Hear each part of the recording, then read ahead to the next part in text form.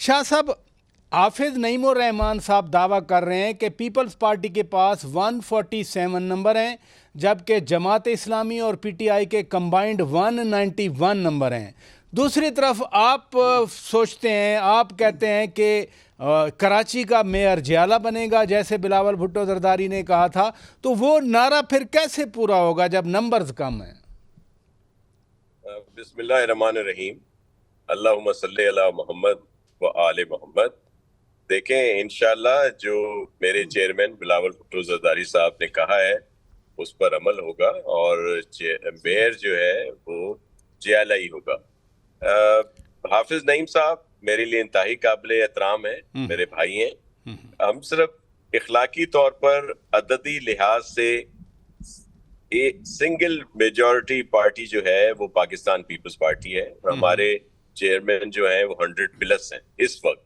باقی جو آپ کو بتائی ہیں انہوں نے سیٹیں، وہ ہیں ریزرو کی بات کی، لیکن اس وقت جو پوزیشن ہے 100+ ہمارے چیئرمین ہیں، 80+ جو ہیں وہ حافظ نعیم صاحب والوں کے ہیں جماعت اسلامی کے، اور 41 جو ہیں وہ ہیں پی ٹی آئی کے پاس، پھر مسلم لیگ این کے بھی ہیں، اور جے یو آئی ایف کے بھی ہیں، ٹی ایل پی بھی ہے، تو سب ہیں اس میں۔ تو ہماری شروع سے ہی جو بات ہے وہ اس لیے تھی کہ ہم سمجھتے ہیں کہ اخلاقی طور پر جب ہم ایک سنگل لارجسٹ پارٹی ہیں تو سب کو ہمارے ساتھ مل کر کارپوریشن کا میئر بنانا چاہیے، اور حافظ نعیم صاحب یا دیگر جماعت اسلامی کے دوستوں کے ساتھ ہماری یہی بات کافی دفعہ ہوئی ہے، الیکشن سے پہلے بھی اور الیکشن کے بعد۔ ہوا کیا ہے براچا صاحب کہ جماعت اسلامی یہ سمجھ رہی تھی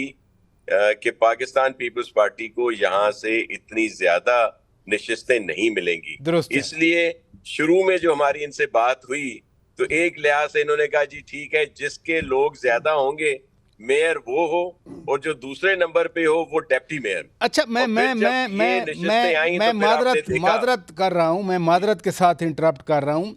جتنے ابھی مسلم لیگ نون کے یا جے یو آئی کے یا ٹی ایل پی کے آپ کے ساتھ اگر وہ مل جائیں سارے، پھر بھی جماعت اسلامی اور پی ٹی آئی کے نمبر زیادہ بنتے ہیں، تو کیسے پھر آپ نمبر پورے کریں گے؟ پی ٹی آئی والے ٹوٹیں گے، جماعت اسلامی کے چیئرمین ٹوٹیں گے جو آپ کے پاس آئیں گے، کیا دیکھ رہے ہیں آپ پھر؟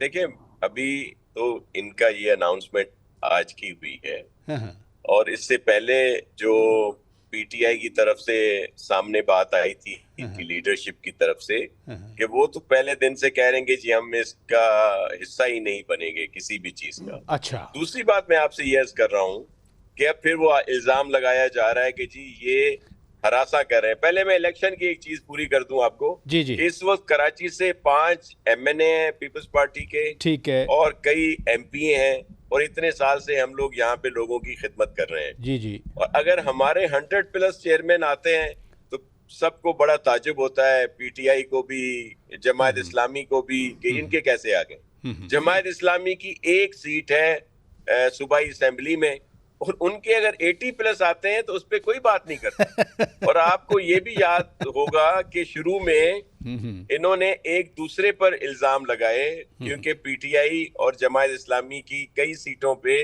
1-1 فائٹ تھی، اور انہوں نے ایک دوسرے پہ الزام لگائے۔ اگر ہم نے دھاندلی کی ہوتی تو اتنی زیادہ سیٹیں جماعت اسلامی کو یا پی ٹی آئی کو کیسے ملتی؟ ایسا کچھ نہیں ہوا۔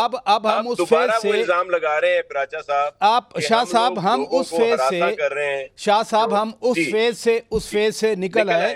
آج آپ سے منسوب کچھ یہ بھی خبریں چلتی رہیں کہ کچھ پی ٹی آئی کے یو سی چیئرمین بھی آپ کی طرف آ سکتے ہیں، یہ حقیقت ہے؟ جی میں اسی پہ آ رہا تھا۔ اب انہوں نے الزام لگایا ہے کہ جی Sindh government, Pakistan peoples party جو ہے پی ٹی آئی کے یو سی چیئرمین کو ہراساں کر رہی ہے۔ دیکھیں ایسا بالکل نہیں ہے۔ دو باتیں ضرور ہیں، ایک کہ جو عمران خان صاحب کی اس وقت سیاسی چیزیں ہیں، جو پی ٹی آئی کی پولیٹکس ہے، جس میں لوگ سمجھ رہے ہیں کہ یہ پاکستان کی سالمیت کے خلاف ہے، پاکستان کے مقتدر اداروں، پاک فوج اور دیگر جس طرح وہ تنقید بنا رہے ہیں، تو ان کے تو بہت سارے M P M N As ان کو چھوڑ چکے ہیں۔ ان کے سینئر کیڈر جو تھے، جو ان کے قریبی ساتھی تھے، انہوں نے بھی کہا ہے کہ جی ہم ایسی سیاست کو خیر آباد کریں گے. اگر اس نقطے پہ یہاں کے یو سی چیئرمین ان سے لا تعلقی کا اظہار کرتے ہیں تو اس میں ہمارا کیا قصور ہے؟ بالکل بالکل صحیح ہے. یہ فیکٹ ادھر رکیے گا شاہ صاحب، ادھر رکیے گا.